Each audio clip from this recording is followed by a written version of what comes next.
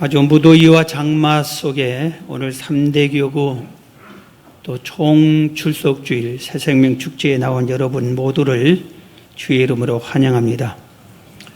그동안 우리가 창세기 연속 설교를 해왔습니다.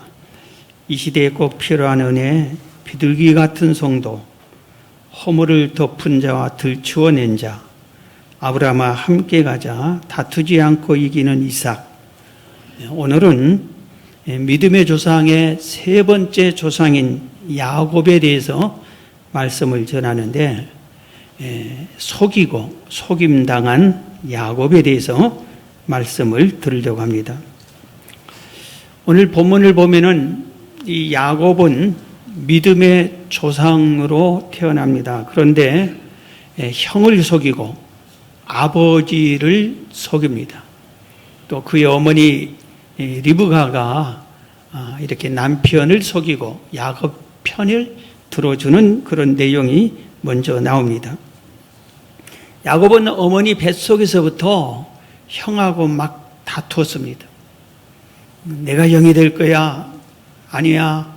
네가 동생이 돼야 돼. 아마 이렇게 뱃속에서부터 쌍둥이 형과 막 다투었습니다. 이렇게 할 때 이 다투는 과정에서 이 부부가 이삭과 리브가가 하나님께 기도를 드립니다. 하나님 이게 웬일입니까? 내 뱃속에서 이런 일이 있습니다. 했더니 하나님이 이 부부에게 알려줍니다.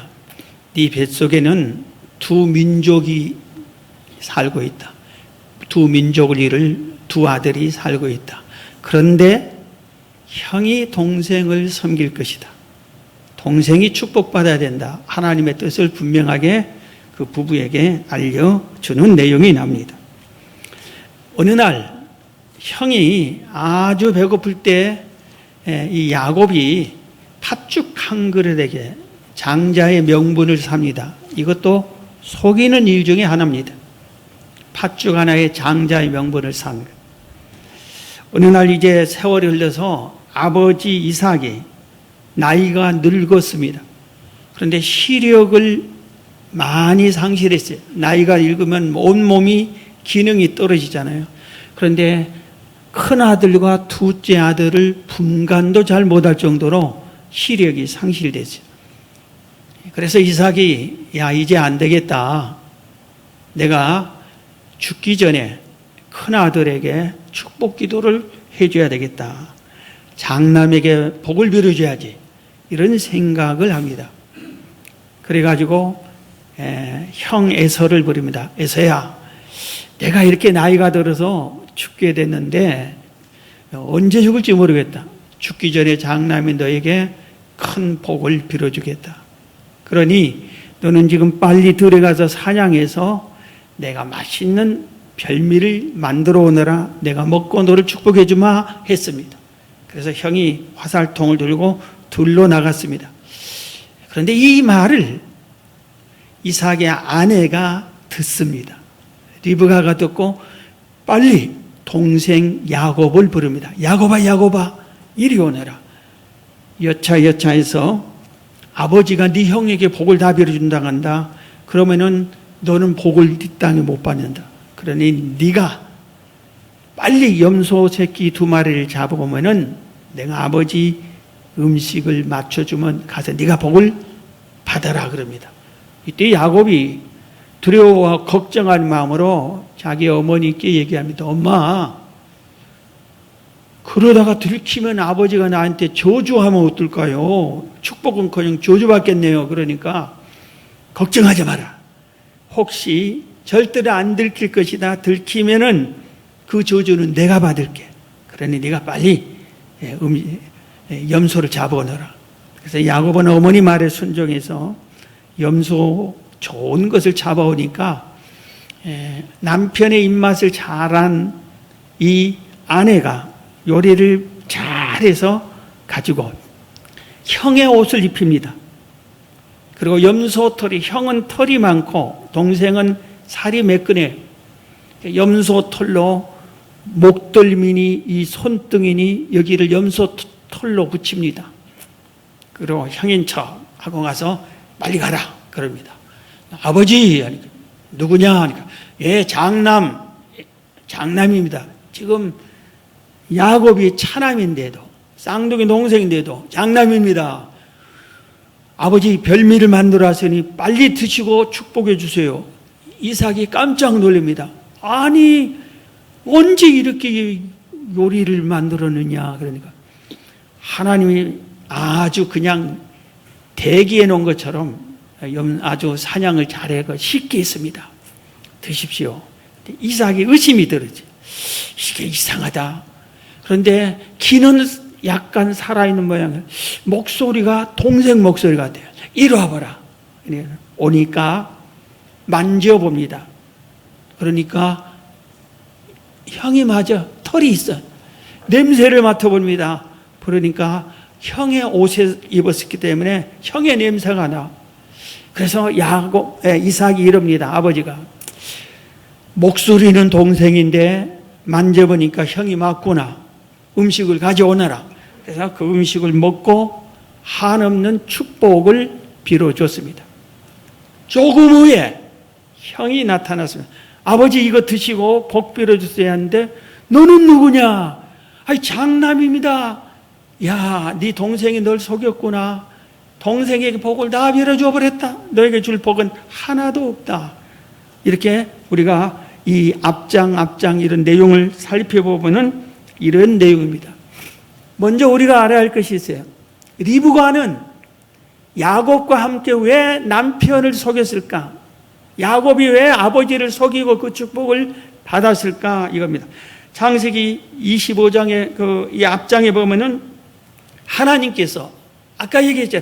뱃속에 자꾸 이 태아가 너무 힘들게 한 명이 있어도 힘든데 발로 차니 이런 소리를 많이 하잖아요.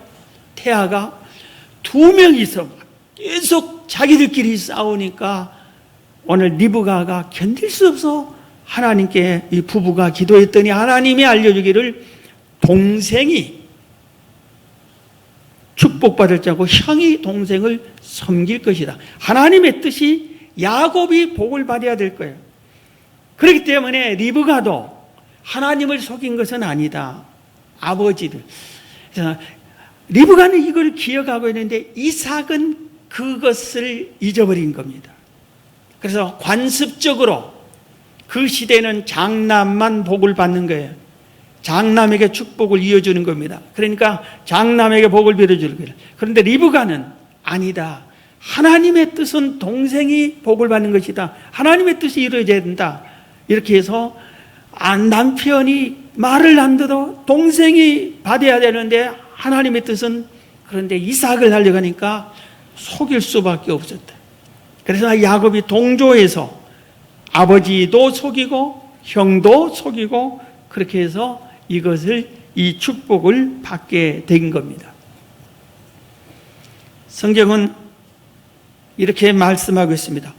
이 세상을 사는 우리들에게 너희들 세상 살면서 속이지 말아라.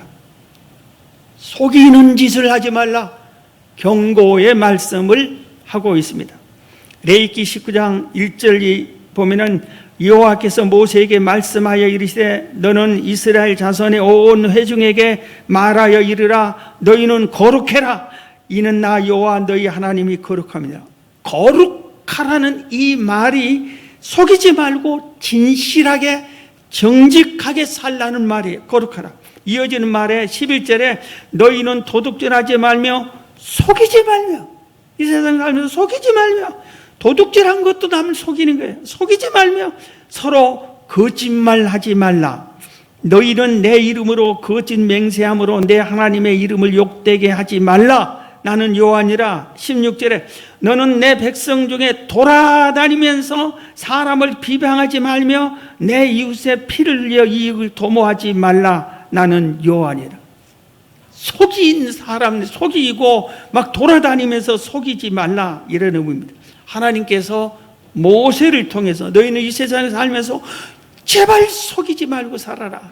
바르고 진실하게 정직하게 거룩하게 살아라. 이렇게 명령을 하고 있습니다. 신약 성경에도 사도 바울이 곳곳에 속이지 말라는 말을 교회 앞에 합니다. 갈라디아 교회 앞에 갈라디아서 6장 7절 이하에 보면 스스로 속이지 말라. 하나님은 업신여김을 받지 아니하시나니 사람이 무엇으로 심든지 그대로 거두리라. 자기의 육체를 위하여 심는 자는 육체로부터 썩어질 것을 거두고 성령을 위하여 심는 자는 성령으로부터 영생을 거두리라. 우리가 선을 행하되 낙심하지 말지니 포기하지 아니하면 때가 이름에 거두리라. 그러므로 우리는 기에 있는 대로 모든 이에게 착한 일을 하되 더욱 믿음의 가정들에게 할지니라. 그래서 갈라디아 교회에서 성도들끼리 서로 속이는 일이 많이 그래, 속이지 좀 말아라. 심는 대로 거둔다. 네가 속이면 네가 속임을 당한다. 속이지 좀 말아라. 이런 식으로 말씀을 하고 있습니다. 사랑하는 성도 여러분, 속이는 일을 하면은 하나님이 싫어하십니다. 하나님이 어떤 분이시죠? 우리가 하나님을 어떻게 믿죠? 우리가 이렇게 속이는 것을 모르는 분입니까? 우리의 생각과 중심과 행동을 다 하시는 하나님이시잖아요. 우리가 하나님을 믿을 때 하나님을 가리고 세상에서 속이는 일을 해야 됩니까? 그럴 수 없잖아요. 가짜 신앙이 아닌 이상은 우리의 참된 믿음을 가진 사람은 속이는 일을 해서는 안 된다는 것을 우리가 성경을 통해서 배워야 된다 이겁니다. 오늘 이 야곱은 자기가 사는 동안에 속임을 많이 당했어요. 오늘 본문을 보면 속임을 참 많이 당했어요. 오늘 본문은 우리가 이렇게 봉독한 본문은 속임 당한 것을 소개하고 있습니다. 오늘 보면은 형과 아버지를 속인 야곱은 아무리 믿음의 조상일지라도 성경대로 하나님의 뜻이었다 할지라도 행동은 속인 거잖아요. 그러니까 거기에 대한 대가가 있어서 그런지 심는 대로 거둬서 그런 건지 야곱은 속임을 인생에서 할 때 정말 중요한 것을 막 속임을 당합니다. 두 가지. 첫째, 결혼을 속임당해서. 결혼이 뭐지요? 결혼을 표현해서 뭐라 일륜지 대사라 그랬어요. 인간이 이 땅에 사는 일 중에 가장 큰 일, 바로 결혼이라고 그랬어요. 이 결혼이 속임을 당하는 거예요. 야곱이 형을 속이고 아버지를 속이고, 그러니까 형이 이제 죽이려고 합니다.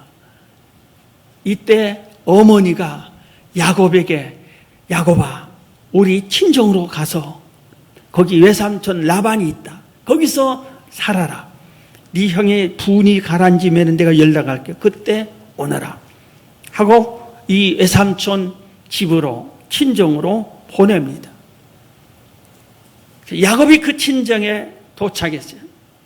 그런데 거기에 라반이, 외삼촌이 딸이 둘이 있어요. 큰 딸은 레아, 둘째 딸은 라헬인데 둘째 딸이 야곱의 마음에 쏙 드는 거예요. 너무나 아름답고 마음에 듭니다. 그래서 한 달쯤 있다가 외삼촌, 내가 공짜로 밥만 얻어먹으면 되겠어? 내가 일을 하겠습니다. 외삼촌을 돕겠습니다. 그런데 조건이 있습니다. 뭐냐 하니까 외삼촌 둘째 딸 라헬과 결혼하고 싶습니다. 라헬을 사랑합니다. 그러는 거예요. 라헬도 나를 사랑합니다. 그러니 결혼시켜 주세요. 그러니까 라반이, 외삼촌이 이렇게 얘기합니다. 내 딸을 믿지 않는 이방 사람에 주는 것보다 너에게 주는 게 훨씬 낫다 그랬어요. 우리나라는 지금 이렇게 뭐 삼촌 간에 오촌 간에 결혼이 금지되어 있지만 그 중동 지역 그 시대에는 그런 것이 오히려 이렇게 친척 간의 결혼이 오히려 장려된 그런 시절이었습니다. 그렇게 하자. 그런데 네가 이 내 딸과 결혼하려면 조건으로 7년을 나한테 봉사해라 그럽니다. 여러분, 좋습니다 하고 7년 동안 그 양떼를 치는 일, 이 외삼촌의 집안의 모든 일을 몽땅 하는데 하나님이 야곱과 함께해서 막 복을 막 받습니다. 엄청난 복을 이 라반이 받습니다. 그래서 7년이 되니까 기분이 좋아서 결혼식을 올려드립니다. 잔치를 다 베풀고 밤에, 신혼 첫날 밤에, 신랑 밤에 신부를 넣어주면서 결혼이 완성이 되는데, 결혼을 넣을 때 동생 라헬을 넣어줘야 그게 맞잖아요. 그런데 외삼촌이 속였습니다. 언니를 집어넣었습니다. 우리는 왜 이걸 야곱이 모를까 하는데, 모를 수밖에 없어요. 뭐 전기불도 없고 촛불도 없을 것이었고, 그 시대, 지금도 그 중동 지역에는 눈만 빠끔히 내놓고 새카만 천을 입는 여인들이 지금 이 시대에도 그렇게 많이 있잖아요. 이런 시대에 누가 누군지를 알아. 아마 이렇게 넣었는데 라헬인 줄 알고 하룻밤을 지냈어요. 아침에 눈을 떠서 보니까 깜짝 놀란 게 외삼촌이 속였어요. 라헬이 아니라 언니 레아였어요. 삼촌 이럴 수 있습니까? 왜 그랬습니까? 하니까 변명을 합니다. 우리 지역에서는 관습이 있는데 동생을 언니보다 먼저 시집 보내는 일을 안 한다. 그렇게 변명을 합니다. 그러면서 팔짝 뛰는 야곱을 진정시키고, 앞으로 7년을 더 일해 주라. 그러면은 네가 원하는 라헬도 아내로 주겠다.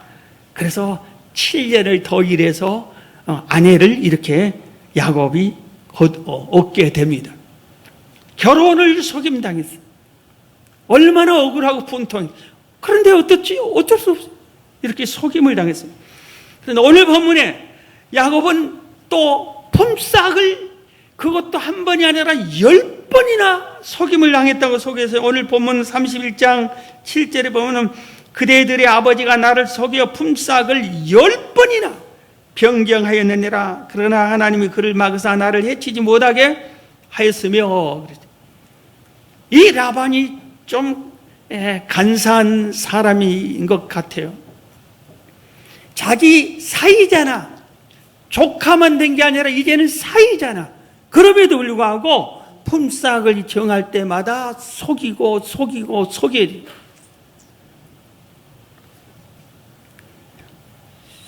오늘 우리 오래전에 이런 일이 허다했어요.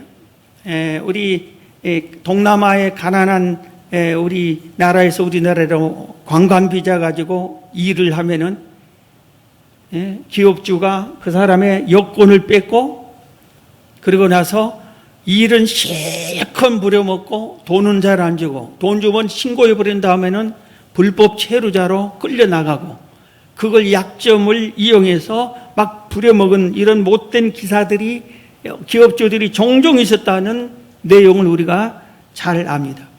라반이 그런 사람이었어요. 라반이. 그래서 이제는 고향으로 찾아가려고, 떠나려고 합니다. 그러니까 이제 이 라반이 이렇게 합니다. 품삯을 다시 정하자. 이제 제대로 줄게. 그렇게 합니다. 그런데 이번에는 야곱이 제안을 합니다. 장인어른이라고 불렀는지 외삼촌이라고 불렀는지 모르겠어요. 장인어른, 그러면은 지금 이 양떼들이 많이 있는데 이 양떼 중에서 점이 있는 양, 얼룩덜룩한 양만 내 것으로 합시다. 태어나는 것은 자기들이 태어나게 할 것이고 그렇게 합시다. 그러니까 라반이 속으로 쾌재를 부립니다. 왜냐하면 점 있는 양과 얼룩덜룩한 양은 희귀하게 별로 없어. 온통 하얀 거잖아요. 저놈이 미쳤나? 또 무료로 봉사해 준 거나 마찬가지. 그렇게 하자. 다 그랬습니다. 그런데 하나님께서 야곱과 함께 하셨어요. 하나님이 야곱에게 이미 지혜를 주셨어요.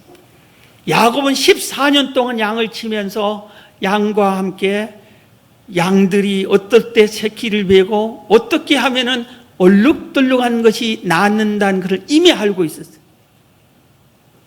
그래서 그렇게 품삯을 정한 이후에는 양들이 풀을 먹고 한 곳에 모여서 시냇물 같은 곳에서 물을 마시고 쉽니다.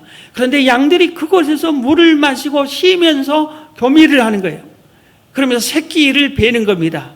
이때 야곱이 오늘 창세기 30장 37절 이하에 보면은 야곱이 버드나무와 살구나무와 신풍나무의 푸른 가지를 가져다가 그것들 껍질을 벗겨 흰 무늬를 내고, 이런 나무들을 가지를 군데군데 벗기면 얼룩덜룩한 나무가 되면 이 물 마시러 올 때 임신할 것 양에게 딱 그걸 비치고 물을 마시가면은 그들이 임신을 새끼를 뵈면은 아주 이상하게 신기하게 점 있는 것, 얼룩덜룩하는 것을 낳는 것.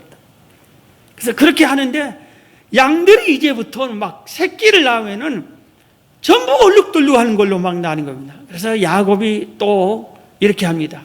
튼튼한 양이 새끼 뵐 때만 나무를 꼽아서, 얼룩덜룩한 나무를 꼽아서 얼룩덜룩한 걸 낳게 하고, 비실비실한 양이 오면 그걸 나무를 걷어버리면 하얀 새끼를 낳는 거예요. 그래서 이제 야곱이 더 부자가 되어버린 겁니다. 그러니까 라반의 아들들이 아버지 야곱이 우리 양떼들을 재산을 다 뺏어갑니다. 막 라반이 그래도 막 라반도 속상하고, 이럴 때 이제 안 되겠다. 라반이 야곱을 해칠 정도로 아주 격분한 이런 상태에 하나님이 역사하십니다. 우리 인생사에 하나님이 역사하셔야 돼요. 하나님이 역사하는 사람이 승리합니다. 오늘 창세기 31장 3절에 보면은 여호와께서 아버지 야곱에게 이르시되 내 조상의 땅 내 족속에게로 돌아가라. 내가 너와 함께 있으리라 하신지라. 이제는 야곱에게 야 하나님이 고향으로 너 돌아가라 그랬죠. 20년 전에 도망갈 때 베델에서 하나님을 만나고 야곱이 서원했어요. 다시 돌아오겠습니다 하면서 3가지 서원을 했어요. 하나님은 그걸 기억하고 돌아가라 그렇게 합니다.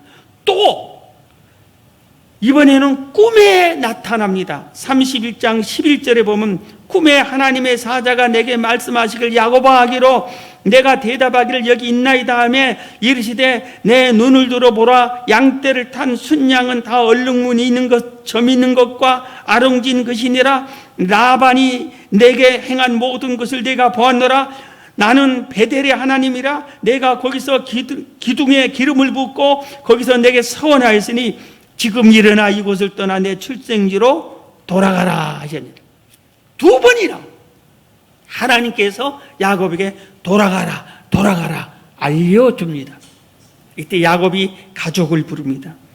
레아 그리고 라헬 자녀 그 아내들을 부릅니다. 여차여차해서 하나님이 지금 내 고향으로 돌아가게 합니다. 그리고 당신의 아버지인 라반이 지금 나를 해하려고 하고 있습니다. 어떻게 하면 좋겠습니까? 이때 레아와 라헬이 이릅니다. 우리 아버지가 우리에게 다 품삯을 속이고 다 합니다. 같이 갑시다. 가족이 일치가 돼서 온 가족과 아내들과 자식들과 하나님이 주신 얼룩덜룩한 그 모든 양떼들을 많은 것을 거느리고 도망을 가다시피 하고 출발해버립니다. 사흘이 지난 후에 라반이 알게 돼서 죽여갑니다. 왜 죽여가겠어? 뺏어오려고 그러겠죠. 그런데 하나님이 또 역사합니다. 이번에는 라반에게 나타나서 너 야곱을 건들지 말라 경고를 합니다. 라반이 하나님의 경고를 받으니까 무서워서 경고를 못합니다. 만나서 인사를 하고 헤어져야지 왜 인사도 않고 가느냐 그렇게 돌변합니다. 그리고 인사를 하고 헤어지게 됩니다. 오늘 야곱은 결혼도 속임 당했고 품삯을 일생 사는 동안에 10번이나 속임을 당했지만 그러나 이 속이는 과정에서 어떻게 했어요? 야곱이 행동이 어떻게 했습니까? 하나님 이런 일이 있습니까? 왜 가만히 있었습니까? 나를 왜 속임당하게 놔뒀습니까? 하나님을 원망하지 않으세요. 20년 동안 속임을 당했지만 하나님 원망하지 않으세요. 속임을 당했다고 분이 가득해가 하나님께 예배 안 드리고 기도 안 하고 찬송 안 하고 속상하고 이런 행동하지 않았어요. 변함이 없이 하나님을 섬기는 것은 동일했습니다. 성경 어디를 아무리 찾아봐도 야곱이 하나님을 향해서, 하늘을 향해서 원망하거나 탄식하거나 그러지 않았어요. 하나님과의 신앙은 변함이 없었어요. 사랑하는 성도 여러분, 속임을 당했습니까? 속임을 당했을 때 분통이 터지겠죠? 여러분의 재산이 다 날아가는 속임을 당할 수도 있잖아요. 여러분, 아내를 뺏기는 그런 속임을 당할 수도 있고, 자식을 뺏기는 속임을 당할 수도 있을 거 아닙니까? 그럴 때 여러분이 야곱을 생각해야 됩니다. 그렇다 할지라도, 내가 많은 속임을 당했다 할지라도 하나님에 대한 야곱이 그 신앙은 변함없는 것처럼 하나님과 나 사이는 변함없어요. 속이는 사람이 잘못했지 하나님이 잘못한 거 아니잖아요. 요 하나님과의 우리 사이는 굳건해야 됩니다. 이럴 때 마귀는 기도를 못하게 합니다. 낙심하게 합니다. 원망하게 합니다. 여러분, 마귀의 그런 유혹에 넘어가지 마시고 우리의 신앙을 야곱처럼 굳게 지켜야 됩니다. 속임을 당했을지라도 우리 믿음을 굳게, 하나님이 살아계시잖아요. 살아계신 걸 안 믿어요? 하나님이 함께 하시잖아요. 하나님 모를까? 내가 억울한 일을 당한 걸 모를까? 속임 당하는 것을 모를까? 옳고 그름을 판단을 하나님이 모르실까요? 그런 하나님은 뭐라 믿어요?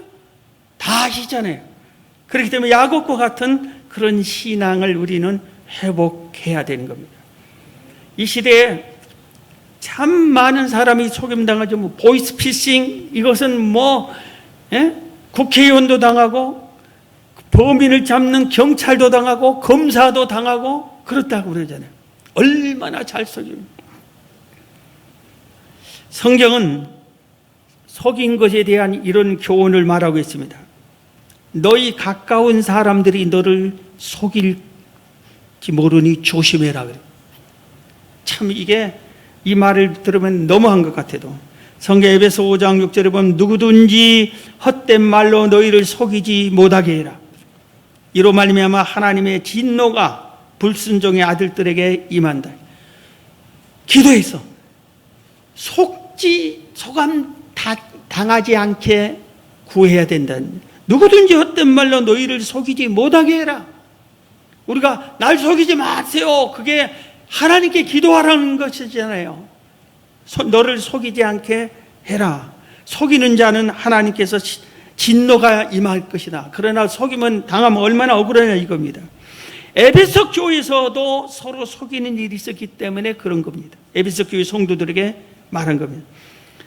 레위기 12장 6절을 보면은 내 형제와 아버지 집이라도 너를 속이며 내 뒤에서 크게 외치나니 그들이 내게 좋은 말을 할지라도 너는 믿지 말지나. 이것은 너무한 말 같지만 내 형제가, 레위기 12장 내 형제와 아버지의 집이라 할지라도, 이러니까 아버지가 너를 속일 수 있다, 어머니가 너를 속일 수 있다, 네 형이 너를 속일 수 있다, 언니가 속일 수 있다, 동생이 속일 수 있다. 그것을 얘기하는 겁니다. 아내가 남편을 속일 수 있고 남편이 아내를 속일 수 있다 이겁니다. 가족 식구들도 속인다. 그러니 정신 차려라 이 말이에요. 가족을 의심하면서 살라. 그게 아니라 이런 내용에 가족이 속일 수도 있다 하는 것을 우리는 깨달아야 된다 이겁니다.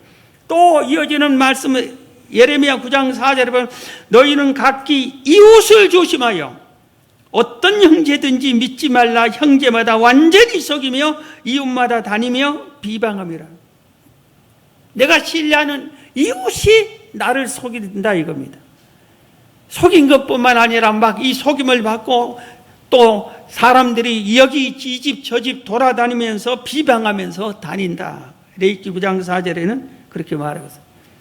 놀라운 것은 디도서 1장 10절에는 성도들을 속인다. 교회 안에서 성도들도 속일 수 있다 하는 것을 얘기합니다. 한때 이런 말이 많이 있었어요. 부동산 하시는 분이 빨간 성경책을 놓고 일하고, 농사하신 물건 파는 장사하는 분이 빨간 성경을 놓고 장사를 하고, 그런데 그게 통할 때가 있었어요. 예수 믿는 사람들은 정직해, 진실해. 그런데 어느 누구도 요새는 성경책을 놓고 사업장에 놓고 다니는 사람이 없어요. 교회에 다니는 사람들도 속이기를 더 잘한다. 내가 교회 왜 안 다니는 줄 아나? 교회 누구한테 속임을 당했어. 이런 말이 많이 퍼지고 있는 겁니다. 성경은 미리 말했어요. 성도 중에서도 속인다. 우리 부모, 자녀, 형제 간에 속인 일이 비일비재하는 것을 우리는 압니다. 재벌의 자녀들이 형이 동생을 속여서 혼자 재산을 차지하려고, 동생이 형의 그것을 자리를, 아버지 뒤를 잇는 이걸 내가 빼앗으려고 속이고, 이런 일이 비일비재하는 것을 알 수 있어요. 성경은 이런 것을 다 말하고 있어요. 여러분, 가족을 속이면은 가족은 속아 넘어갈 수 있습니다. 이웃을 속이면은 속아 넘어갈 수 있어요. 그러나 분명히 알아야 할 게 있어요. 하나님은 속이지 못합니다. 하나님을 속일 수 없어요. 그래서 속이는 사람은 속였는데 힘든 대로 거둘 수밖에 없어요. 그래서 속임 당한 사람에게 하나님께서는 속지 말라고 구하고 지혜를 구하라고 성경은 경고의 말씀을 드린 겁니다. 한 사람 소개하고 말씀을 마칩니다. 지금부터 48년 전 1974년 6월입니다. 군사 독재 시절입니다. 전라남도 목포에서 좀 떨어진 섬 신안군의 작은 섬에 농사를 지으는 박모 씨가 있었어요. 당시 나이가 26살이에요. 그 사람은 섬 밖으로 나간 적도 없어.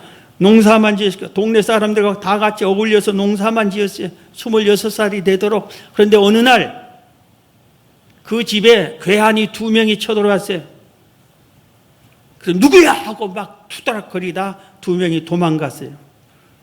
그러니까 어떻게 해야 돼요? 그런 일을 당했을 때는 경찰에 신고를 해야죠. 그래서 이분이 신고했어. 우리 집에 밤에 괴한이 2명이 쳐들어왔다. 그냥 경찰이 어때? 신고를 받았으니까 조사를 해야죠.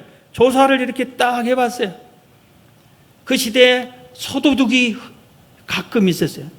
당신 소를 도둑질하러 왔나 보다. 당신이 그런데 깨어가지고 도망간 것 같다.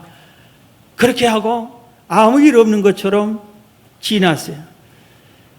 그래서 동네 사람들은 소도둑이 지난번에 우리 집에 들어왔대. 경찰이 봤는데 소도둑 같대. 그런 식으로 하고 지냈는데 서로 조심합시다 이랬는데 4년 후에 갑자기 서울에서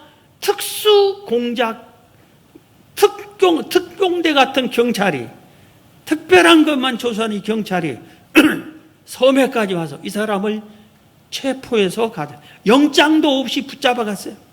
그리고 55일 동안이나 물고문을 비롯한 온갖 고문을 했지. 너 간첩과 접속했지. 그렇게 하는 겁니다. 아무리 하소연을 해도 내가 먼저 신고했잖아요. 괴한이 쳐들어왔다고. 당신네들이 소도둑이라고 했잖아요. 간첩이 왜 이 외딴 섬에 옵니까? 아무리 얘기해도 듣지 않아요. 넌 간첩 접속이 없어. 재판장이 조사도 제대로 않고 재판을 해버려요. 너는 간첩과 접속한 간첩이야. 그러면서 10년 감옥, 그리고 10년 직무유기, 이런 식으로 재판을 때리고 말았습니다. 그렇게 하니까 이 사람이 어이가 없는 거예요. 어이가 없어. 그런데 문제는 제가 지적하고 싶은 거예요. 태어나서 그 섬에서 같이 먹고 살고 했던 친구, 동창, 이웃, 모든 사람들, 그리고 심지어는 친척까지 그를 신뢰하지 않았어요. 간첩이야, 간첩이야, 간첩이라고 등을 돌렸습니다. 세월이 흘렀어요. 얼마나 감옥살이 10년하고 분통이 되었지만 아무도 믿어지는 간첩 누명 쓰고 억울하게 살았는데, 민주화 정권들이 일어나면서 재심을 하는 것들이 있었어요. 다시 재심을 했습니다. 그래서 재심해서 조사를 했습니다. 다 조사를 하니까 간첩이 아니야. 그때서 재판장이 최종 판결을, 당신은 간첩이 아닙니다. 국가가 잘못했습니다. 대신 용서를 빕니다. 고개를 숙였어요. 40년 후에 밝혀졌어요. 그때 밝혀지면 뭐해? 그렇게 믿었던 친척, 친구들이 다 낙인 찍어서 간첩이라고. 무죄를 받았는데도 오만 어이 너 간첩. 세상은 이렇게 무서운 거예요. 여러분, 우리가 이 세상에서 할 때 속임을 받지 않도록 근신하고 깨어있고 하나님께 하나님 지켜주세요, 보호해주세요, 속임 당하지 않게 해달라고 기도하고 깨어있어야 됩니다. 반면에 우리는 절대로 속이는 일을 해서는 안 됩니다. 속이는 일.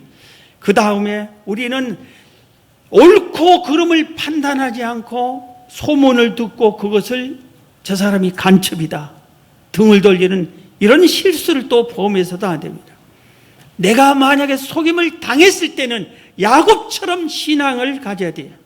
하나님 원망해서는 되겠어요? 어떻든 속는 것은 자기가 속았잖아요. 하나님이 속이라고 했고 속여줬어요? 야곱의 신앙을 우리가 이어봐야 돼요. 그래서 믿음의 조상이 된 거예요. 속임을 그렇게 당했는데도 그는 믿음을 지켰어요. 세상에 억울한 일이 한두 가지가 아니잖아요. 억울한 일을 아무리 당했어도 우리는 믿음을 지켜야 되는 거죠. 하나님이 아시잖아요. 하나님이 아시잖아요. 우리의 생각까지 아시잖아요. 그렇기 때문에 그 하나님을 신뢰하고 끝까지 믿음으로 나갈 때는 하나님이 야곱을 어떻게 했어요? 거부가 되게 해주세요. 20년 동안 그 속임 생활에서 벗어나 거부가 돼서 고향으로 금이 환영하게 해주셨어요. 오늘 이 야곱의 신앙을 여러분이 이어받으셔서 야곱의 은혜와 축복도 차지하는 여러분이 다 되시기를 주의 이름으로 축원합니다.